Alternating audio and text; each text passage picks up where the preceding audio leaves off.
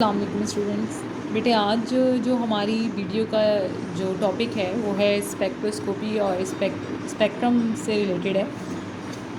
अगर आप लोग को याद हो तो हम लोग ये ऑलरेडी क्लास में पढ़ चुके हैं, लेकिन ये बहुत ज़रूरी है कि before starting Bohr atomic model और limitation of Bohr atomic model हमें ये पता होना चाहिए, क्योंकि हम जब बोहर एटॉमिक मॉडल की तरफ जाएंगे तो ये ऑलरेडी हम मैट्रिक से पढ़ते हुए आ रहे हैं, हम क्लास मैट्रिक कि what is Bohr atomic model, what are the postulates of Bohr atomic model and limitation of Bohr atomic model. Spectrum आपने देखा है, अगर आप सबको याद हो। हम स्पेक्ट्रम में बहुत काम कर रहे होते हैं। हम सारा लायमन बामर जितने भी इसकी सीरीज़ हैं 5 की, हम हाइड्रोजन एटॉमिक मॉडल की वो हम पढ़ते हुए आ रहे थे। But we don't know what is mean by spectrum. ये स्पेक्ट्रम खुद किस चीज़ को बता रहा होता है, किसकी इंडिकेशन है, व्हाट इज़ स्पेक्ट्रोस्कोपी। तो ये हमें तमाम चीज़ें आज कवर करनी, कि जितनी स्ट्रॉन्ग कमांड हमें इन टॉपिक्स पे होगी उतना ही ईजी हमारे लिए समझना बोहर एटॉमिक मॉडल होगा। तो इस पर्पज़ के लिए मैंने दोबारा से ये वीडियो बनाई है इस टॉपिक की, जो कि हम ऑलरेडी क्लास में कर चुके हैं। और आप लोगों से यही है कि प्लीज़ इसको बार बार आप लोग देखें ताकि समझें इस टॉपिक को, ताकि जब ये क्लियर होगा तो खुद ब खुद आपकी बेस जब स्ट्रॉन्ग होगी तो आपको आगे पढ़ने में मुश्किल नहीं होगी। ठीक है। So we are going to discuss spectral line, spectrum that is emitted by atom, or maybe little bit we discuss about the molecules. अच्छा, what is spectrum? ये spectrum खुद है क्या? And what is spectroscopy? ये spectroscopy क्या चीज़ है? ठीक है। And how many types of spectrum? And there are also lot of question. What is atom? What is the internal structure of atom? These are so many questions which is started from today's lecture, and we discuss different model of atom and the failure of atom। यानी कि आज के lecture से हम सारी चीज़ें ना start करेंगे, और मतलब मे बी कि एक लेक्चर और इस पे जाए, लेकिन कोशिश यही है कि आज के लेक्चर में ही ये कंप्लीट हो जाए। और क्यों एटम पे इतना फोकस है, क्यों एटम पे इतना काम हो रहा है, और जो आपसे कहा गया, जैसे मैंने कहा कि discuss different models of atoms and failure of atom. यानी कि आपको पता है कि एटम के से रिलेटेड डिफरेंट मॉडल्स में एटम से रिलेटेड डिफरेंट थ्योरीज आई, कुछ लिमिटेशंस थी, जैसे कि बोहर में भी कि बोहर की थ्योरी अब तक एक्सेप्टेबल थ्योरी है, but there are still some limitation related to Bohr atomic model. और वो लिमिटेशन भी इनमें से एक है कि बोहर ने एटम को एज अ पार्टिकल ट्रीट किया, इलेक्ट्रॉन को एज अ पार्टिकल ट्रीट किया था। तो खैर वो हम आगे देखेंगे। तो कोई there is no concept of uncertainty. ठीक है, तो ये सारी चीज़ें हम आगे जाके देखेंगे। अच्छा, यही सवाल है, why we focus on atom too much, why we study a lot atoms. हम एटम्स के बारे में इतना क्यों पढ़ रहे हैं? अच्छा, ये सारी चीज़ों का आंसर आपको आज इंशाल्लाह डिटेल में इस लेक्चर में हम आपको देंगे। अच्छा, वो कौन सा एक्सपेरिमेंटल सेटअप था जिसकी वजह से हमको एटॉमिक स्ट्रक्चर को स्टडी करने की ज़रूरत पड़ी? यानी कि स्टडी की, यानी एक एटॉमिक स्ट्रक्चर को स्टडी करना मतलब वो क्या है स्ट्रक्चर, वो हम बताएंगे कैसे, यानी कि एटम के स्ट्रक्चर को हम स्टडी कर रहे हैं, हमें क्या इन्फॉर्मेशन कैसे मिल रही है। तो पहली बात तो ये वो एक्सपेरिमेंटल सेटअप जिसकी मदद से हम ये स्टडी करें किसी भी एटॉमिक स्ट्रक्चर को, किसी भी एटम के स्ट्रक्चर को, वो एक्सपेरिमेंटल सेटअप आपके पास के कहलाता है, स्पेक्ट्रोमीटर के, स्पेक्ट्रोस्कोप कहलाते हैं। ठीक है, वो एक्सपेरिमेंटल सेटअप जिसकी मदद से हम किसी भी एटॉमिक स्ट्रक्चर को स्टडी करते हैं, वो एक्सपेरिमेंटल सेटअप बेटे आपके पास कहलाता है स्पेक्ट्रोस्कोप।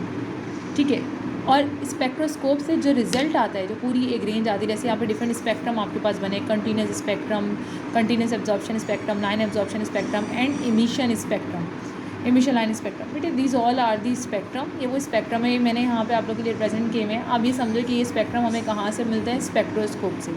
स्पेक्ट्रोस्कोप एक डिवाइस है, एक्सपेरिमेंटल टूल है, और जो लैब्स में मौजूद है, और इस पर आपने देखा भी हुआ है। There are different types of spectroscope, और जिनमें से एक स्पेक्ट्रोस्कोप आपके लैब में भी मौजूद है। अच्छा बेटे, स्पेक्ट्रोस्कोप की बेसिकली दो टाइप्स होती हैं, वेराइटी ऑफ स्पेक्ट्रोस्कोप हम कह लें, डिफरेंट नेचर अभी है मार्केट में।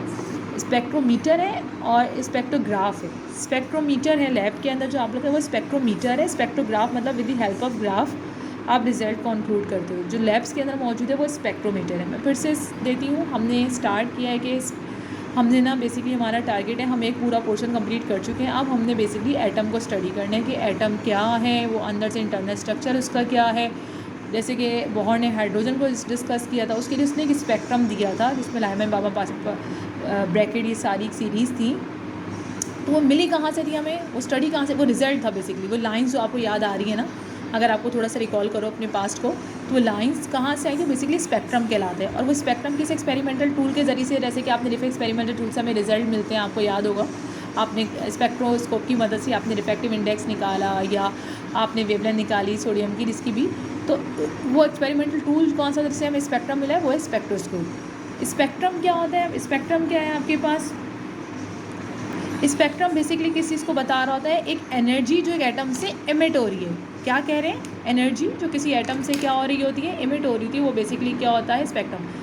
आपको ने बहुत एटॉमिक मॉडल तो पढ़ा है, आपको पता है जब इलेक्ट्रॉन एनर्जी गेन करता है तो वो ग्राउंड स्टेट से, हर एटम्स की स्टेट्स होती हैं, एनर्जी स्टेट्स होती हैं। जब इलेक्ट्रॉन एनर्जी गेन करता है बेटे, तो वो ग्राउंड स्टेट से कहाँ चला जाता है, एक्साइटेड स्टेट में। वो किसी भी फॉर्म में हो सकती है, वो थर्मल एनर्जी भी हो सकती है, वो विजिबल रेंज में भी हो सकती है, यूवी में, किसी में भी रेंज में हो सकती है। जब इलेक्ट्रॉन एनर्जी गेन करता है तो ग्राउंड स्टेट से एक्साइटेड स्टेट पे आता है। इसी तरह से जब इलेक्ट्रॉन एक्साइटेड स्टेट से ग्राउंड स्टेट पे जंप करता है तो वो अपने अंदर से क्या रिलीज़ करता है, एनर्जी रिलीज़ करता है। तो लाइन स्पेक्ट्रम क्या है, स्पेक्ट्रम क्या है आपके पास, basically energy that is emitted by atom, जो एक एटम से एनर्जी इमिट हो रही है उसे क्या कहा जाता है, लाइन स्पेक्ट्रम कहा जाता है। क्या कहा जाता है, लाइन स्पेक्ट्रम। सबसे पहले स्पेक्ट्रोस्कोपी बताइए आपको बेटे क्या होती है, फिर आपको स्पेक्ट्रम बताए। स्पेक्ट्रम बेसिकली क्या है, कुछ भी नहीं याद नहीं समझ में आ रहा तो अब ये समझिए स्पेक्ट्रम क्या होता है। बेसिकली स्पेक्ट्रम आपके पास energy distribution with respect to frequency and wavelength,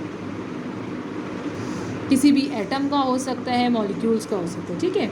और स्पेक्ट्रोस्कोप क्या है, ये एक इंस्ट्रूमेंट होता है जिसकी मदद से हम किसी भी सिस्टम की एनर्जी डिस्ट्रीब्यूशन को स्टडी कर सकते हैं विद रिस्पेक्ट टू वेवलेंथ। तो एक बात याद रखिएगा, जिस स्पेक्ट्रोमीटर का लीज काउंट जितना स्मॉलेस्ट होता है, यानी कि उतनी एक्यूरेसी से वो रिजल्ट को क्या कर सकता है, यानी कि इतनी प्रिसाइज वैल्यू वो रीड कर सकते हैं, उतनी प्रिसाइज रिजल्ट वो दे सकते हैं, ठीक है। अच्छा, एक पूरा सेटअप है जो मैं एक स्पेक्ट्रोमीटर का आपके साथ शेयर करूँगी यहाँ पे। एक्सपेरिमेंटल सेटअप यहाँ पे फ़िलहाल मैंने एक ड्रॉ किया हुआ है कि ये कोई एक सोर्स है और सोर्स से लाइट निकल रही है। इसके लिए सबसे पहले हम एक लेंस यूज़ लगा होता है इसमें, अगर आपको स्पेक्ट्रोमीटर याद हो। इसके वैसे हम बात करते हैं तो 3 पार्ट्स होते हैं, टेलीस्कोप है, कैलोमीटर है, सारे। लेकिन अगर हम देखें तो उसके इंटरनल स्ट्रक्चर ये होता है कि एक लेंस लगा होता है। इस फर्स्ट लेंस का काम क्या होता है, सोर्स से लाइट पास हो रही है उसको क्या कर देते हैं, पैरेलल कर देते हैं, ताकि ना वो ग्रेटिंग से पास होगी तो वो ये ग्रेटिंग से क्या हो जाएगी, पास हो जाएगी। ग्रेटिंग से पास होने के बाद प्रिज्म में पड़ेगी तो फिर वो जो लाइट है वो अपने कंपोनेंट्स में क्या हो जाएगी, जैसे येलो लाइट है ये फैली हुई थी, स्प्रेड हुई थी, तो इसको लेंस से पास हुई, तो पास होने के बाद पैरेलल होगी। जब ग्रेटिंग से पास होगी और उससे पास होने के बाद जब प्रिज्म से पास होगी तो क्या हो जाएगी, उसके कंपोनेंट्स में क्या हो जाएगी, ब्रेक हो जाएगी। और उसके बाद फिर दोबारा एक स्क्रीन पे फोकस करने के लिए हमें फिर एक अदर लेंस चाहिए होता है जो लास्ट पार्ट में लगा होता है। और इस लेंस का काम क्या है कि ये सारी की सारी लाइट को क्या कर देता है, ये रेडिएशन को क्या कर देता है, एनर्जी को क्या कर देता है, फोकस कर देता है। और वो फोकस कर देता है तो हमें क्या नज़र आ रहा होता है, कि स्पेक्ट्रम नज़र आ रहा होता है। ये क्या नज़र आ रहा है, हमें स्पेक्ट्रम नज़र आ रहा है। और आपने ऐसे बहुत दफ़ा ऑब्ज़र्व किया है कि एक स्पेक्ट्रम आपको नज़र आ रहा होता है। एक कर भी सकते हैं आप, एक हम ऑर्डिनरी लाइट है उसको हमने रखा स्पेक्ट्रोस्कोप के सामने, तो स्पेक्ट्रोस्कोप में पहले एक इंटरनल प्रिज्म लगा होता है, सॉरी एक लेंस होता है, वो लेंस सारी लाइट्स को पैरेलल कर देता है। जब वो ग्रेटिंग से पास होगी, ग्रेटिंग से पास होकर वो प्रिज्म से पास होगी तो उसके कंपोनेंट से ब्रेक हो जाएगी।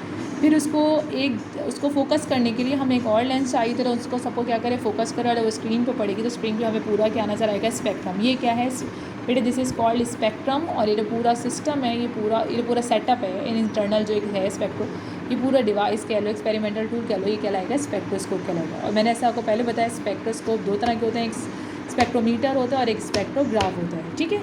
यानी कि किसी भी स्पेक्ट्रम को रिकॉर्ड करने के लिए we have a need of one tool and that tool is called spectroscope, ठीक है बेटे। एक तरह से कह लें ये आपके पास कंटिन्यूस स्पेक्ट्रम भी है, ये विदाउट एनी गैप आपको ये पूरी एक कलर की रेंज मिल रही है, यानी कि आप कह लो विजिबल रेंज है। तब एक लाइट बगैर किसी सोर्स से लाइट प्रोड्यूस हो रही है, किसी एलिमेंट से, किसी से पास हुए बगैर, जो प्रिज्म में पड़ रही है ऑर्डिनरी लाइट जो है, तो वो वाइट लाइट जो है ये आपके पास 7 कलर्स में क्या हो रही है, ब्रेक हो रही है। और ये पूरा एक आपको क्या दे रही है, स्पेक्ट्रम दे रही है, कंटिन्यूस स्पेक्ट्रम कहलाता है, ठीक है। अच्छा, अब क्या हो रहा है कि हम कंटिन्यूस एनर्जी को हम पास कर रहे हैं। अब ये समझे कि लो एक्साइटेड गैस से, यानी कि ये जो एनर्जी है बेटे ये पास हो रही है लो एक्साइटेड गैस यानी कि H2 मॉलिक्यूल्स की, ठीक है। कोल्ड मॉलिक्यूल्स यानी कि एक्साइटेड नहीं है, H2 मॉलिक्यूल्स से क्या हो रही है, एनर्जी, कंटिन्यूस एनर्जी होती है। इससे पहले हमने ब्लैक बॉडी नहीं पढ़ा था, तो वैसे आपको पता है ब्लैक बॉडी कहला सकती है कि ब्लैक बॉडी जो है कंटिन्यूस एनर्जी क्या होती है, एमिट कर रही होती है। अब इसे ब्लैक बॉडी भी कह सकते हैं, लेकिन हमने ये कहा कि हमने कंटिन्यूस सोर्स लिए, कंटिन्यूस एनर्जी को हम पास कर रहे हैं लो एक्साइटेड गैस से, जिसका एटम ग्राउंड स्टेट पे है। यानी कि लो एक्साइटेड गैस की अगर मैं एक एटम का हूँ तो ये ग्राउंड स्टेट पे, तो इलेक्ट्रॉन है वो किस पे बेटे, ग्राउंड स्टेट पे है। आपको क्या लग रहा है कि जो जितनी भी एनर्जी पड़ रही है, क्या एटम ये सारी जो H2 गैस है, इसके जो एटम है, ये हाइड्रोजन गैस है कह लें, ये क्या सारी एनर्जी एब्जॉर्ब कर लेंगे? नहीं, ऐसा नहीं होता। आप कह रहे हैं कि अगर कोई एटम है और एक कंटिन्यूस एनर्जी पास हो रही है, तो एटम सारी एनर्जी एब्जॉर्ब नहीं करते बेटे। वो एटम खाली वो एनर्जी एब्जॉर्ब करते हैं जो एनर्जी इसके एनर्जी स्टेट्स के लेवल के इक्वल होगी, तो वो एनर्जी एटम क्या कर लेंगे, एब्जॉर्ब कर लेंगे। अगर मैं इसका स्पेक्ट्रम देखूँ, एब्जॉर्प्शन स्पेक्ट्रम देखें इसका, मैंने कहा हाइड्रोजन गैस से पास हो रही है, तो आपके पास क्या आ रहा है, जो रिजल्ट मिलेगा ना स्क्रीन पे, पहले तो स्क्रीन पे हमने देखा था हमें कंटिन्यूस स्पेक्ट्रम मिल रहा था बेटे। अब हमको ऐसा कंटिन्यूस स्पेक्ट्रम नहीं मिलेगा, अब हमें क्या स्पेक्ट्रम मिलेगा, अब हमें ऐसा स्पेक्ट्रम मिलेगा। ये जो ब्लैक कलर से हमने इधर बेटे हाईलाइट किया है ना, ये ब्लैक कलर आपको गैप शो कर रहे हैं यहाँ तक, यानी कि कंटिन्यूसली एनर्जी इमिट हो रही है। अब हो क्या रहा है, जब लाइट सोर्स इस पर पड़ी ना, कंटिन्यूस सोर्स पड़ी, तो इसने क्या किया कि ज़्यादातर रेडिएशन क्या हो रही है, यानी कि यही रेडिएशन आपको दोबारा मिल रही है, यानी कि वही जो थी वो पास हो रही है। लेकिन कुछ यहाँ पे गैप है, ये गैप पता है आपको किस चीज़ को हाईलाइट कर रहा है, कि इस जगह यानी कि इधर देख लो, इस जगह जो एनर्जी थी, कि एनर्जी यूटिलाइज हो रही है, इस्तेमाल हो रही है, ये ईजीली पास नहीं हो रही है। किस मकसद के लिए यूटिलाइज हो रही है, क्यों? क्योंकि ये जो एनर्जी है, ये एनर्जी दो एनर्जी लेवल के गैप के क्या है, इक्वल होगी। तो ये वाली एनर्जी क्या हो रही है, एब्जॉर्ब कर लेगा और इलेक्ट्रॉन ग्राउंड स्टेट से एक साइड से मूव कर जाएगा। फिर थोड़ी एनर्जी पास हो गई, स्पेक्ट्रम मिला हमें, फिर ये गैप आ रहा है, फिर ये एनर्जी एब्जॉर्ब करी। तो जहाँ ये ब्लैक लाइन आ रही है, यानी कि ये वाली एनर्जी जब एक कंटिन्यूस लाइट सोर्स है, तो वो किसी एटम से पास हो रही है, तो वो क्या कर रहे हैं कि उसमें से आपको स्पेक्ट्रम पास होने पर, जैसे इसमें कंटिन्यूस स्पेक्ट्रम मिल रहा था बेटे, इसमें कंटिन्यूस नहीं मिल रहा, इसमें ये गैप आ रहा है। इसका मतलब ये है कि सारी की सारी पास नहीं हो रही, कुछ एटम्स यूटिलाइज कर रहे हैं, स्टोर कर यूज़ कर रहा है इसको ग्राउंड स्टेट से एक्साइटेड स्टेट में जाने के लिए। This is called absorption line spectrum. फिर क्या होगा, इमिशन लाइन स्पेक्ट्रम के आपके पास जो इलेक्ट्रॉन, मैंने आपको पहले बताया, एनर्जी गेन करेगा ग्राउंड स्टेट से एक्साइटेड स्टेट में जाने के लिए, उसी तरह से इलेक्ट्रॉन ऊपर से वापस नीचे आएगा, एनर्जी क्या करेगा, रिलीज़ करेगा। तो आपको बेटे ऐसा, तो जो एनर्जी पहले एब्जॉर्ब की थी वो एनर्जी अब क्या हो रही है, एमिट हो रही है। बाकी सारी जगह ब्लैंक है, क्योंकि अब जो इसने एब्जॉर्ब की थी ये तो पहले पास हो गई थी ना, ये तो यूटिलाइज ही नहीं हुई थी। यूटिलाइज ये हुई थी कि इलेक्ट्रॉन ने एनर्जी गेन करके ग्राउंड स्टेट से एक्साइटेड स्टेट में गया था, नहीं, कितनी एनर्जी इसने एब्जॉर्ब की हुई थी। अब जब वो क्या होगा, इलेक्ट्रॉन ऊपर से नीचे आएगा तो एनर्जी क्या करेगा, एमिट करेगा। ये तो उसके पास थी नहीं, इतना हिस्सा तो ब्लैंक था, ये तो उसने एब्जॉर्ब किया नहीं, तो ये हिस्सा क्या आएगा, ब्लैंक आएगा। तो जहाँ एब्जॉर्प्शन स्पेक्ट्रम में जहाँ ब्लैक लाइन आ रही थी, वहीं इमिशन स्पेक्ट्रम में कलर आएगा, यानी कि स्पेक्ट्रम आपको मिलेगा। ठीक है, हर एक बात याद रखिएगा, हर एलिमेंट का ये स्पेक्ट्रम जो है दूसरे एलिमेंट के स्पेक्ट्रम से क्या होगा, डिफरेंट होगा, क्योंकि every element atoms have different transition states. ठीक है, हर एटम की ट्रांजिशन स्टेट्स क्या है, डिफरेंट है। हाइड्रोजन की डिफरेंट ट्रांजिशन स्टेट्स हैं, हीलियम की डिफरेंट ट्रांजिशन स्टेट्स हैं। ठीक है, हर एलिमेंट की डिफरेंट ट्रांजिशन स्टेट्स है। ट्रांजिशन स्टेट्स का मतलब ये है कि फिर ट्रांजिशन स्टेट डिफरेंट होगी तो इलेक्ट्रॉन को नीचे से ऊपर जाने के लिए एनर्जी भी डिफरेंट एब्जॉर्ब करनी पड़ेगी। ठीक है बेटे, absorption spectrum is use to identify the element and every element have different spectrum. ठीक है, ये बात याद रखिएगा। अच्छा, स्पेक्ट्रम को इस देख के क्या पता चल रहा है, आप खुद बताएं, सोचें इस स्पेक्ट्रम को देख के क्या पता चल रहा है। इस स्पेक्ट्रम को देख के ये पता चल रहा है कि एटम ने कोई पर्टिकुलर एनर्जी क्या की है, एब्जॉर्ब की है। ठीक है, और इसका रीज़न क्या है, क्यों पर्टिकुलर एनर्जी एब्जॉर्ब की है, क्योंकि एक ऑर्बिट से दूसरे ऑर्बिट पे जाने के लिए आपको पर्टिकुलर अमाउंट ऑफ एनर्जी चाहिए, इतनी एनर्जी। तो जितनी जब वो एनर्जी उसको मिलेगी जिस जगह पे जब मिलेगी, तो वहीं वो एनर्जी वो, यानी कि ये गायब है, इधर इतना हिस्सा एनर्जी का नहीं है, लेकिन ये एनर्जी क्या हुई हुई है, यूटिलाइज हुई हुई है। अच्छा, अब मैक्स प्लैंक्स का कॉन्सेप्ट आ रहा है। मैक्स प्लैंक्स ने बेटे क्या कॉन्सेप्ट दिया था, उसने दिया था कि atom is like an oscillator, और oscillator can only absorb discrete energy, continuous energy absorb नहीं करता, only absorb discrete energy, and that packet of energy is called photon. उसने कॉन्सेप्ट दिया था कि वो तो डिस्क्रीट एनर्जी, और यहाँ से हमें पता चल गया कि ये एटम जो है वो discrete amount of energy absorb कर रहा है और डिस्क्रीट अमाउंट ऑफ एनर्जी क्या कर रहा है, एमिट कर रहा है, कंटिन्यूस नहीं कर रहा है। ये तो हमने सिंपल एक कंटिन्यूस स्पेक्ट्रम था, हमने कहा एक लाइट जो है वो प्रिज्म में से पास हो रही है, हमने पूरा सेटअप बनाया है। ये किसी सोर्स से पास नहीं होती, किसी एलिमेंट से हमने नहीं की थी। ठीक है, only discrete energy and that packet of energy is called photon. This is experimental proof of Max Planck. ठीक है बेटे, यही तो रेले जीन्स का फेलियर था. अगर जिसने ब्लैक बॉडी पढ़ी है सही मायने में, उसे याद होगा कि वो ग्राफ की एक्सप्लेनेशन नहीं दे सक रहा था. क्यों? क्योंकि उसने कंटिन्यूसली एनर्जी कहा था कि एमिट हो रही है, कंटिन्यूस स्पेक्ट्रम दिया था उसने एनर्जी का. अच्छा, ये आखिरी बात बस बेटे, हर एटम का एटॉमिक स्पेक्ट्रम डिफरेंट होता है कि उसकी एनर्जी ट्रांजिशन स्टेट्स क्या होती हैं, डिफरेंट होती हैं. अब वो इस हिसाब से किसी स्टेट से किसी स्टेट पे लाना है. और जितने नंबर्स ऑफ एटम्स बढ़ते जाएंगे, मॉलिक्यूल्स होते जाएंगे, या कह लो नंबर ऑफ इलेक्ट्रॉन बढ़ते जाएंगे, उसकी ट्रांजिशंस, उसका स्पेक्ट्रम उतना ज़्यादा क्या होता जाएगा, कॉम्प्लिकेटेड होता जाएगा. क्योंकि एक एटम है, नंबर्स ऑफ एटम है, तो कितनी एनर्जी एब्जॉर्ब कर रहे हैं और कहाँ से कहाँ एनर्जी वापस आ रहे हैं, एमिट हो रहा है, तो क्या स्पेक्ट्रम लाइन है, depend on numbers of electron, number of molecules. तो जैसे जैसे इलेक्ट्रॉन बढ़ते रहेगा, जैसे हाइड्रोजन का एटॉमिक स्पेक्ट्रम सिंपल है. और जो बोहर ने स्टडी किया था, तो हमने पढ़ते हैं वो, हम हाइड्रोजन का एटॉमिक स्पेक्ट्रम पढ़ते हैं जो कि सबसे सिंपल है, 1 इलेक्ट्रॉन सिस्टम है. ठीक है, फिर मैनी इलेक्ट्रॉन सिस्टम होते हैं. ठीक है,